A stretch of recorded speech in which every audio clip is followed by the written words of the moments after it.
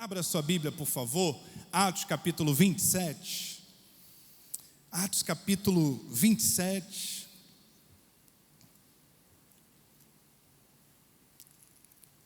Eu sei que são 44 versículos que a gente precisava ler, mas como a igreja é uma igreja de conhecimento da palavra, a gente vai lendo e vamos pulando, e depois a gente dá ênfase aos versículos devidos para a nossa edificação, amém? Porque como é uma leitura de 44 versículos, o que acontece? Se a gente for ler todo ele, a gente vai ter aí pelo menos uns 7 minutos de leitura, e aí já estende um pouquinho do nosso tempo. Eu quero terminar aí 9 horas, 9h15, em nome de Jesus. Então a gente vai fazer uma leitura a partir do primeiro versículo e depois nós vamos saltando para outros versículos desse capítulo 27, onde o apóstolo Paulo está em Cesareia, pegando o navio, ou melhor, sendo conduzido num navio para Roma, onde ele seria ali também preso e julgado por César pelos tais crimes que foram imputados a ele enquanto pregou o evangelho em Jerusalém e pelas cidades circunvizinhas. Então Paulo agora está detido, já foi interrogado por Festo, por Herodes Agripa, e agora está sendo conduzido para ser julgado e morto em Roma. Então vamos ao texto, Atos 27.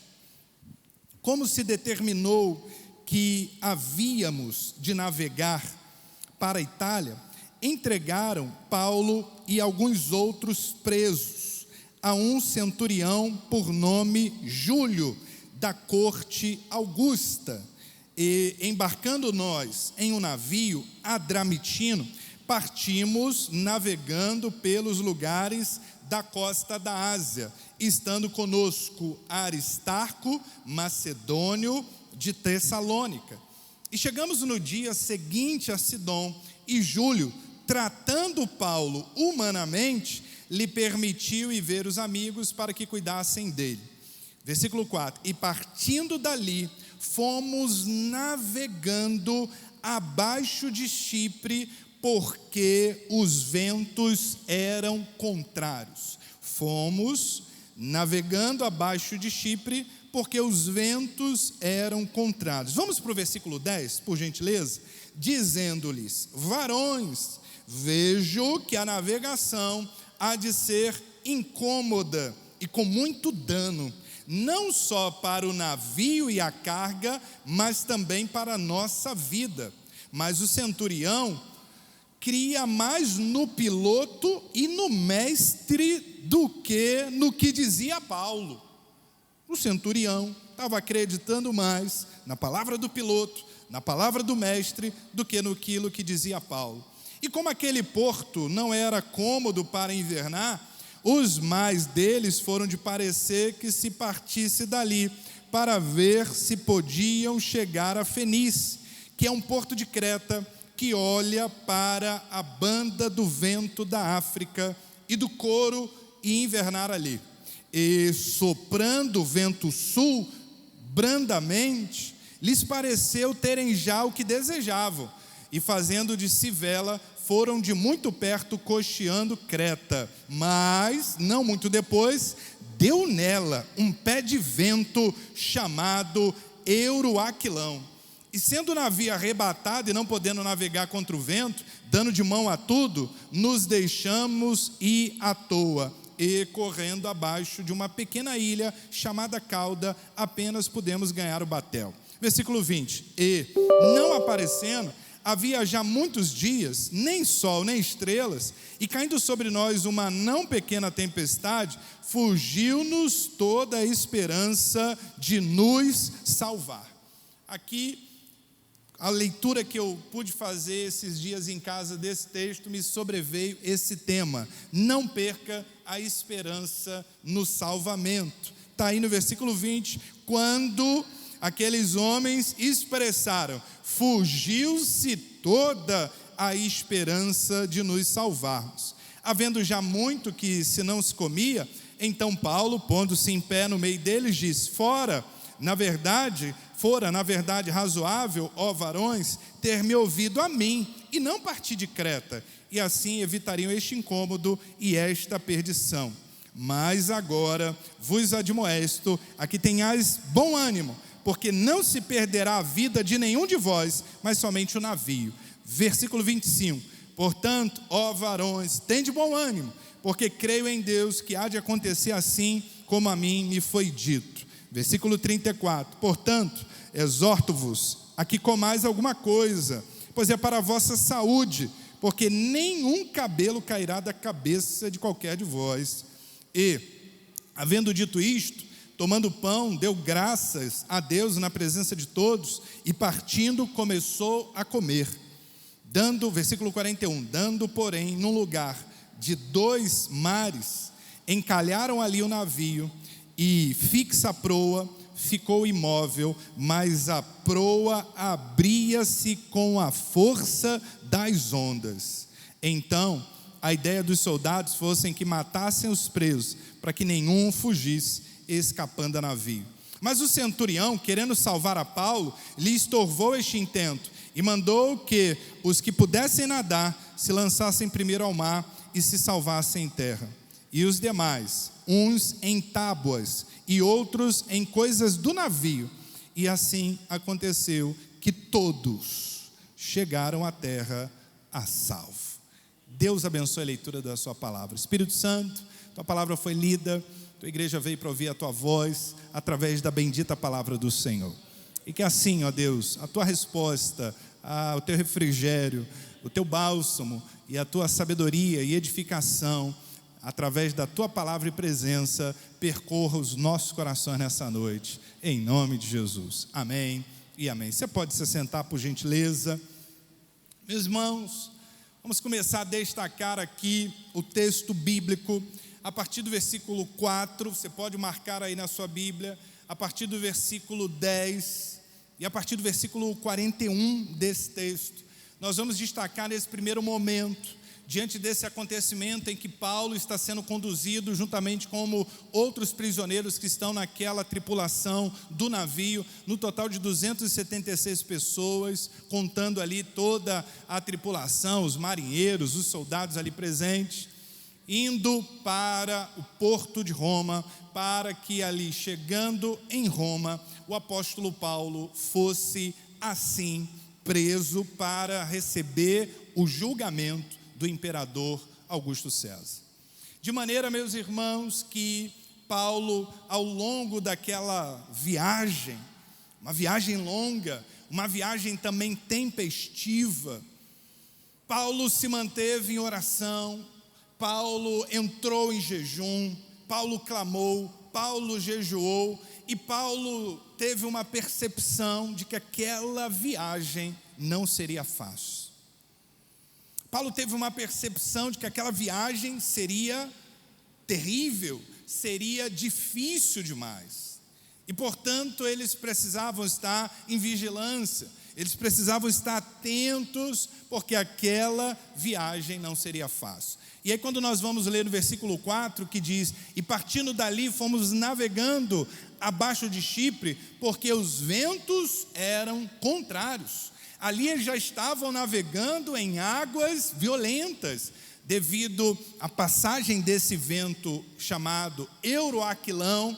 Muitos daqueles que estavam no barco sabiam, entendiam que aquela viagem não seria nada fácil. Marinheiros experientes, pescadores experientes, temiam esse vento chamado Euroaquilão, porque esse vento assaltava os navios, dava contra o barco e muitas vezes fazia com que navios viessem a afundar, a naufragar.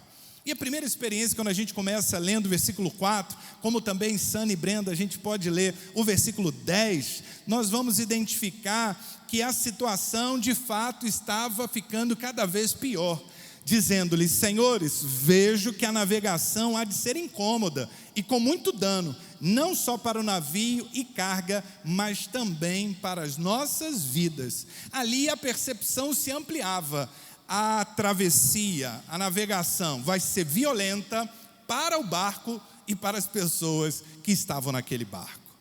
No versículo 41, nós vamos identificar que o barco começou a sofrer avaria, o barco começou a sofrer danos, dando, porém, num lugar de 2 mares, encalharam ali o navio e, fixa a proa, ficou imóvel, mas a polpa abria-se com a força das ondas.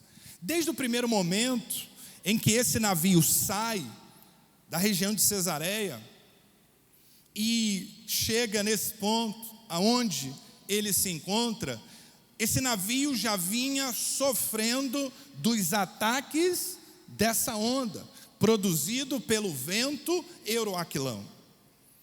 E nessa travessia, esse barco foi sofrendo aos poucos as avarias provocadas pela violência, pelos açoites desse terrível vento que movimentava, que agitava as águas daquele mar, daqueles mares por onde eles navegavam.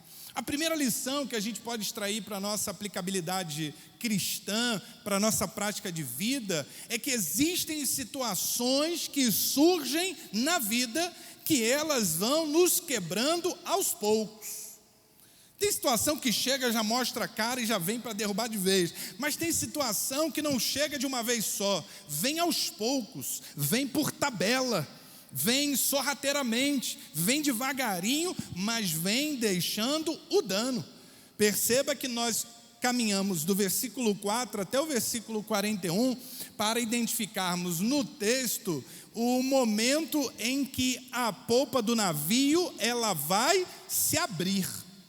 Mas para que essa polpa viesse a abrir, esse barco já veio sendo açoitado já ao longo dessa navegação, ao longo dessa travessia, para que nesse ponto a polpa não suportasse e viesse a se abrir. Interessante, porque a situação na nossa vida que a gente se lembra da passagem bíblica do Senhor, agora me fugiu a memória, de que um abismo chama outro abismo. A situação na nossa vida que parece que um buraco chama um outro buraco. Há situação na nossa vida que parece que uma enfermidade chama outra enfermidade. Há momentos na nossa vida que uma dor parece que atrai outra dor. Porque são situações que vão tocando na gente, vão ferindo a gente, vão trazendo dificuldades, até que em dado momento a gente começa a sentir o forte impacto, não de algo que surgiu naquele instante, mas de algo que já vinha sendo produzido já há algum tempo. Até que em dado momento a polpa se abre.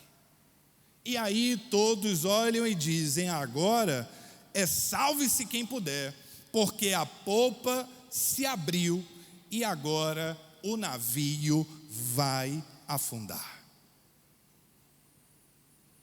Situações acontecem na nossa vida em que elas vão nos atingindo lentamente. Segunda coisa que a gente pode identificar nessa travessia aqui, é que há situações também que acontecem na vida da gente, que nos faz acreditar que os problemas, as dificuldades, são maiores e mais fortes do que a gente. Pensa comigo, será que você nunca teve essa sensação de se ver diante de um problema em que num dado momento você julgou: esse problema é maior do que eu, essa dificuldade é mais forte do que eu não tenho força para vencer, para superar, para transpor esse problema. Vamos no versículo 13, por gentileza, versículo 13 ao 20. E soprando o sul brandamente, lhes pareceu terem já o que desejavam, e fazendo-se de vela, foram de muito perto costeando Creta. Mas não muito depois deu nela um pé de vento, chamado Euroaquilão. Preste bem atenção. E sendo o navio arrebatado, e não podendo navegar contra o vento, dando de mão a tudo, nos deixamos ir à toa. E correndo abaixo de uma pequena ilha chamada Clauda, apenas pudemos ganhar o batel. e levando eles para cima, usaram de todos os meios, cingindo o navio, e temendo darem a costa na Sirte, amainadas as velas, assim foram à toa. E andando nós, agitados por uma veemente tempestade, no dia seguinte, eles começaram a aliviar o navio. No dia seguinte, eles começaram a tirar os pertences. Porque há momentos em que as situações sobrevêm a nós, nos açoitam, que vão quebrando a gente lentamente. A gente aprendeu isso. Mas existem situações que nós somos tão afetados que a sensação inicial é: a dificuldade é maior e mais forte do que a nossa capacidade de defesa, do que a nossa capacidade de salvamento, a ponto que eles, em dado momento, se viram perecendo a própria esperança. E ao terceiro dia, nós mesmos, com as nossas próprias mãos, lançamos ao mar a armação do navio. E não aparecendo, havia já muitos dias, nem sol, nem estrelas, e caindo sobre nós uma não pequena tempestade, fugiu-se toda a esperança de nos salvarmos. É nessas horas mais frias e sombrias, em que não aparece dia, onde não se vê sol, onde não se vê estrela. O que significa isso nesse texto, versículo 20? Deixa o 20 em tela, por gentileza, Brendinha. Em que não se via nem sol, nem estrela. Quer dizer, durante o dia não tinham visibilidade para o sol. Durante a noite eles não tinham visibilidade nem das Três Marias, nem do Cruzeiro do Sul. Logo, nós já podemos definir que essa situação era desesperadora, porque além de uma forte tempestade, agora os tripulantes, agora o comandante, o piloto, ali, como é que é o nome daquele que conduz ali o timão do navio ali? Como é que é o nome? Tem um nome? Timoreiro.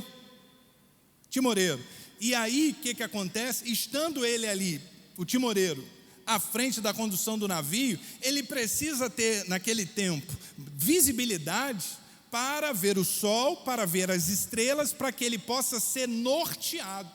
Então, a ausência de visibilidade para o sol e para as estrelas significa, além da forte tempestade, eles estavam perdidos. A situação na nossa vida, em que os problemas nos açoitam de tal modo que nos sentimos enfraquecidos, que nos sentimos quebrados e que às vezes não sabemos nem para onde ir. Eles estavam diante de uma forte tempestade. A tempestade era terrível, não aparecia sol, não aparecia estrela, eles estavam perdidos, sem direção.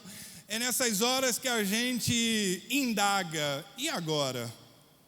O que eu vou fazer? E agora? Quem poderá me socorrer? E agora, para onde eu vou? O que eu faço diante de uma situação de dor, de enfermidade, de dificuldade, de perseguições, de afrontas, de humilhações, de lutas que nos cercam nesse tempo presente, e a gente se pergunta: Mestre, Senhor, para onde eu vou? Ainda bem que tem alguém no meio da equipe dos 12 discípulos de Jesus que diz: Senhor, nós vamos para onde? Se só Tu tens as palavras de vida eterna.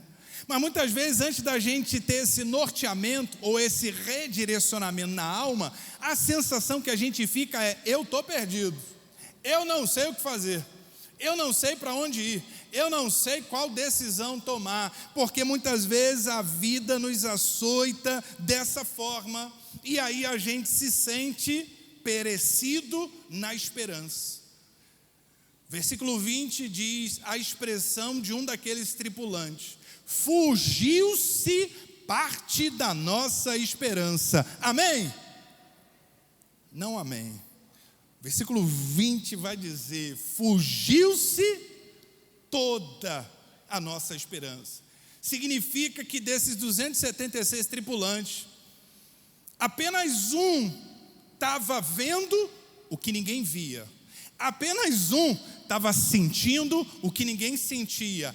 Apenas um estava crendo naquilo que ninguém cria, porque todos os demais estavam debaixo desse entendimento. O que vai ser da gente agora? Não há mais o que fazer, estamos perdidos, a tempestade está nos quebrando aos poucos, não conseguimos ver escapatória e pereceu toda a nossa esperança.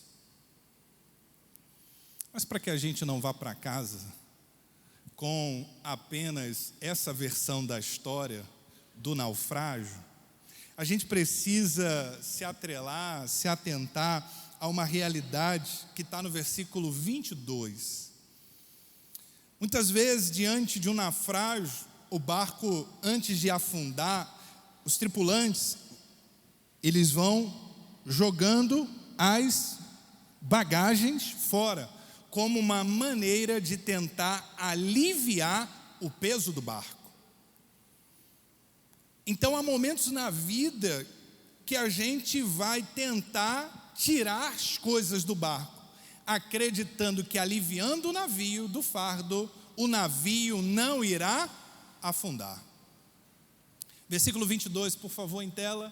Mas agora vos admoesto a que tenhais bom ânimo, porque não se perderá a vida de nenhum de vós, mas somente o navio. Há situações na vida que a gente vai orar, Deus vai dar um livramento e vai impedir que o navio afunde. Amém, igreja? Mas tem situações na vida, o pessoal ficou até com medo de dar amém, não sabia se agora era para dizer amém, se não era, né? Esse era amém, sim. Há situações na vida que a gente vai orar: Senhor, salva o navio, salva a estrutura, salva onde eu estou agarrado, salva onde eu estou refugiado e me salva. Mas deixa eu lhe dizer, tem situações na vida que Deus salva o navio e os tripulantes. Tem situações na vida que o barco afunda, mas você é salvo pelo Senhor. Qual é a lição então que fica nesse ponto aqui? É que Jesus veio para salvar vidas, Jesus não veio para salvar coisas, Jesus não veio para salvar instituição, Jesus não veio para salvar religião, Jesus não veio para salvar os nossos bens materiais, Jesus veio para salvar vidas. Tem muita gente apegado na estrutura, tem muita gente apegado no instrumento, tem muita gente apegado no que é material, tem muita gente apegado no departamento, porque eu lidero, porque eu faço, porque eu tenho o meu nome na coluna, eu tenho o meu nome no altar, eu tenho o meu nome na parede. Jesus não veio para salvar a parede, Jesus veio para salvar você. A gente precisa entender isso. Jesus veio para salvar vidas. Tem momentos que o navio não vai afundar, tem momentos que ele vai deixar o navio afundar, mas você vai ficar vivo, porque ele veio para te salvar. Tem momentos que as situações à nossa volta vão naufragar, mas ele diz: eu vou salvar você. Ele veio para salvar aqueles 276 homens, e aquele navio afundou. Aquele navio afundou, mas as vidas que estavam naquele navio, nenhum se perdeu. As pessoas lá da igreja da Conchinchina seguem preocupadas muitas vezes com coisas, com aparência, com status, com título, com cargo. Deus está preocupado com vidas, para que nenhuma delas se percam. Há momentos em que as situações nos permitirão recuperar o navio e salvar pessoas. Há momentos que o navio será perdido, mas Jesus virá para te socorrer.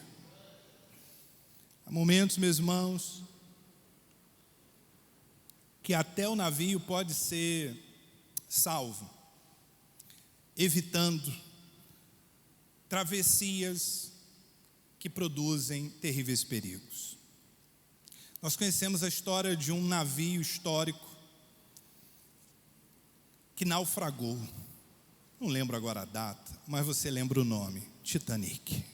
Lembramos do Batomuxo do Brasil, mas lembramos do Titanic, que é o que marcou a história e ganhou bilheteria, um prêmio de bilheteria na época, um dos filmes mais vistos da história. Só que nós sabemos que antes do barco Titanic, o navio Titanic, colidir contra aquele grande iceberg, o que aconteceu? O timoreiro, o comandante geral do navio, recebeu sinais de alerta para que desviassem a rota, para que reduzissem a velocidade, a fim de seguir por uma rota mais tranquila. E quando o comandante, juntamente com o engenheiro, mas eu acho que foi o engenheiro que deu essa declaração, não foi o comandante, quem viu o filme 10 vezes pode me dizer se foi o comandante ou se foi o engenheiro, mas eu creio que foi o engenheiro do navio, foi acionado dizendo: olha, tem sinais indicando presença de iceberg. E o engenheiro diz para o comandante: olha, nós podemos chegar em Nova York antes do prazo. Quem viu o filme lembra. Nós podemos chegar em Nova York antes do prazo. E aí ele determina agora, o comandante, que acelere o processo de velocidade do navio, para que eles pudessem chegar em Nova York antes do prazo. Ia ser uma revolução. E dali, dentro daquele navio, Titanic, vai ser liberado uma frase que ficou marcado junto a esse terrível acidente, essa terrível tragédia, que foi, se eu não me engano, o engenheiro do navio, o construtor do navio, dizendo: nem Deus afunda o Titanic. E conta a história, conta o filme, que dentre algumas horas, possivelmente depois, eles aceleraram, seguiram em grande velocidade, e quando, não sei qual é o nome do marinheiro que está lá na ponta lá da proa, e aí ele olha de longe e vê um grande iceberg. Conta a história, conta o filme, que eles tentam reduzir a velocidade. Só que já era, há momentos na vida que a gente pode evitar grandes naufrágios, grandes danos ao barco, se nós aprendermos a ouvir os sinais do Espírito Santo. A palavra de Deus, por diversas vezes em Apocalipse, vai dizer: aquele que tem ouvidos para ouvir, ouça o que o Espírito diz à igreja. Aquele que tem ouvidos para ouvir, ouça o que o Espírito diz à igreja. Deus vai dando sinais à igreja. Deus está dizendo à noiva, que é a igreja: olha, eu estou voltando. E tem muita gente que não está discernindo, que não está ouvindo, e outros que estão ouvindo, mas estão fazendo pouco caso. E Jesus está bradando através do Espírito Santo: eis que eu estou à porta e bato.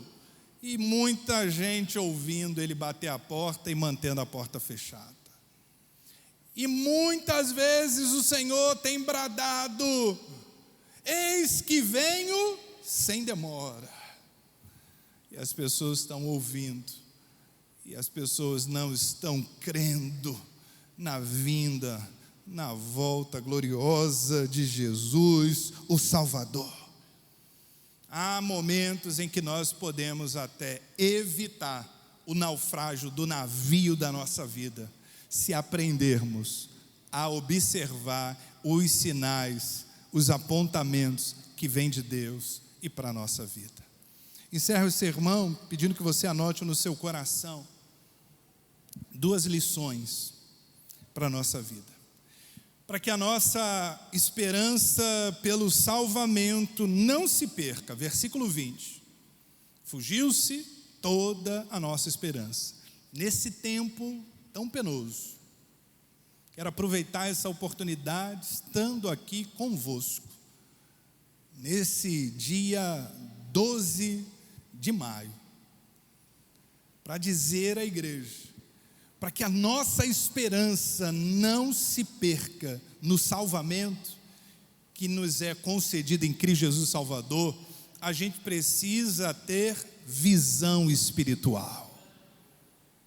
Diga comigo: para que a minha esperança não bata em retirada, eu preciso ter visão espiritual. Vamos lá no versículo agora 22. Versículo 22, Brenda, por favor.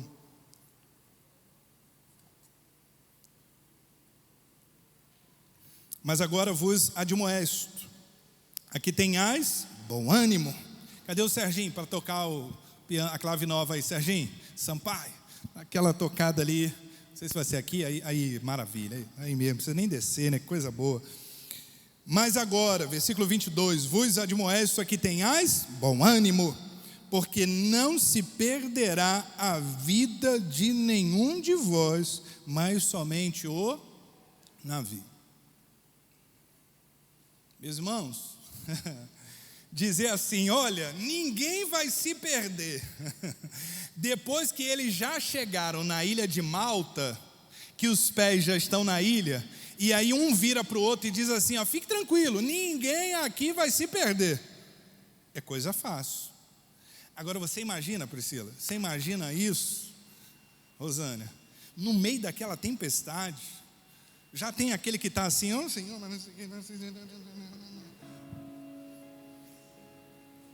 aí tem um outro ali que está apelando para Buda, aí tem um outro que está apelando para Maomé, tem a outra que já está agarrado ali no navio, ali chorando, tem um outro que já está gritando, tem um outro que já está vomitando, água entrando para dentro do barco, o casco todo ralado, todo machucado, todo quebrado.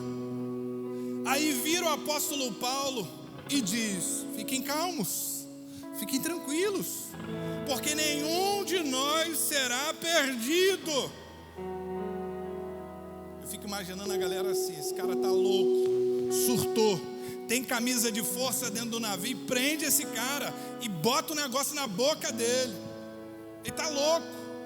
Isso mostra que o apóstolo Paulo, que estava naquele navio, em oração, em jejum, foi capaz de ter visão espiritual para ver aquilo que ninguém naquele barco estava vendo, para ver aquilo que ninguém podia enxergar, para ouvir aquilo que ninguém podia ouvir, para sentir aquilo que ninguém podia sentir. Nós precisamos ser homens e mulheres de Deus desse tempo, com visão espiritual, para que a gente possa ver o que ninguém está vendo, para que a gente possa ouvir o que ninguém está ouvindo, para que a gente possa sentir o que ninguém está sentindo.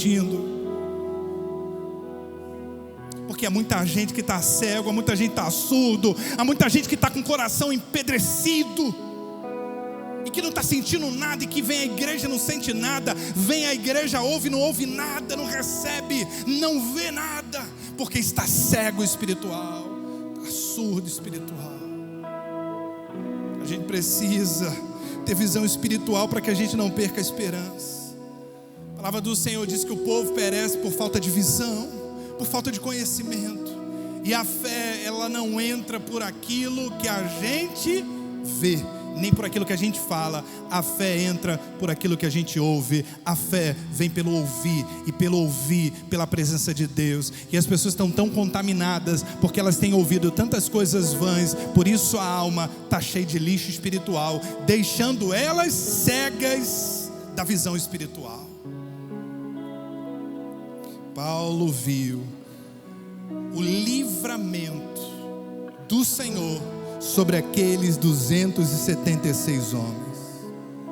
Grava no teu coração, a visão espiritual é fundamental para que você norteie o seu futuro e acredite na esperança do livramento do Senhor sobre a tua vida. Segundo e último lugar, o que a gente deve fazer para a nossa esperança não se perder no livramento do Senhor? Ter confiança, ter fé, para a gente orar e dar graças a Deus, acreditando na resposta que vem do Senhor. Vamos ao versículo 35, por favor. E havendo dito isto, tomando o pão, deu graças a Deus na presença de todos, e partindo, começou a comer. E tendo já todos bom ânimo, puseram-se a comer também. e éramos ao todo no navio 276 almas. Refeitos com a comida, aliviaram o navio, lançando o trigo ao mar. Versículo 41. Dando, porém, no lugar de 2 mares, encalharam ali o navio. Fixa a proa ficou imóvel, mas a polpa abriu-se com a força das águas. Versículo 44. E os demais, uns em tábuas, outros em coisas do navio. E assim aconteceu que todos chegaram à terra a salvo. Interessante que o apóstolo Paulo, ele diz, você pode ir lá comigo, no versículo 22, quando ele diz: mas agora vos admoesto a que tenhas bom ânimo, porque não se perderá a vida de nenhum de vós, mas somente o navio. Interessante que o apóstolo Paulo empenha essa palavra como que dizendo: assim como eu estou falando, assim como eu creio e falo, assim como eu falo e creio, vai acontecer. A gente precisa ser alimentado por essa fé em nossas orações, de que aquilo que Deus coloca no nosso coração vai acontecer. Deus colocou no coração, vai se cumprir. E sair daqui declarando: Senhor, vai se cumprir. Meu filho vai voltar para a tua casa, minha filha vai voltar para a sua casa, meu marido vai se converter, meu pai vai se converter, minha mãe vai se converter, o Senhor vai mudar aquela situação. A gente precisa ser alimentado por essa confiança, para acreditar no livramento que vem do Senhor, para a gente não perder a fé, ao contrário, termos palavra de fé, como diz no versículo 34, porque nenhum cabelo cairá da cabeça de qualquer um de vós. Não vai se perder nada, nem um cabelo. Um navio vai se perder, mas o Senhor vai nos resgatar. O navio vai afundar, mas o Senhor te segura pela mão. E Ele diz: o navio afunda, mas você não afunda não. Fique de pé, por favor. Vamos orar, meus irmãos. É tempo de buscar ao Senhor. É tempo de buscar ao Senhor. Precisamos ter essa visão que vem do Espírito Santo de Deus. Ter uma visão espiritual e ter uma palavra de fé. Se a gente ficar apegado à estrutura do navio, a gente afunda junto com ele. Eu não quero afundar com os navios desse mundo, mas eu quero, junto com você, ser salvo por Jesus e ir morar no reino dos céus.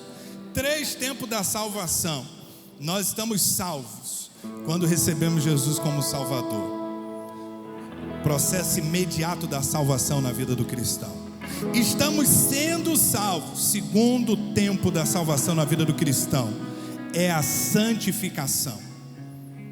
Terceiro e último tempo. Isso aí é matéria de classe de doutrina, viu, José Les?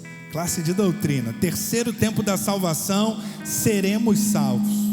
Que significa: não estaremos mais nas dores desse mundo, mas habitaremos em eternidade no reino dos céus. Nós já experimentamos em Cristo o primeiro ato da salvação: estou salvo. Estamos agora enfrentando o segundo processo, sendo salvo das tentações, sendo salvo das contaminações, dos dardos inflamados do maligno. E seremos salvos quando Jesus fizer a nossa chamada, ou quando Ele voltar para nos buscar com poder e grande glória.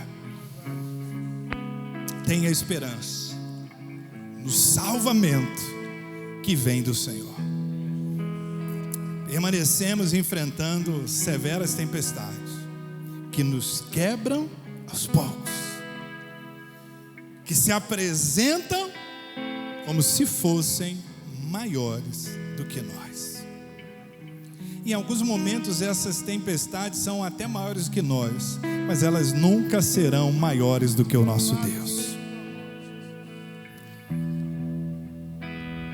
E há momentos que não podemos jamais perder a visão de fé, nem deixar de orar com fé, para que a esperança não venha fugir do nosso coração. Que Deus complete no teu coração aquilo que porventura, na minha limitação humana, eu possa não ter me permitido ter sido usado para falar ao teu coração. Que o Espírito Santo complete essa obra, complete essa palavra com totalidade no meu e no teu coração, para que possamos permanecer na esperança viva do salvamento que vem de Jesus para as situações da nossa vida. Louvemos ao Senhor.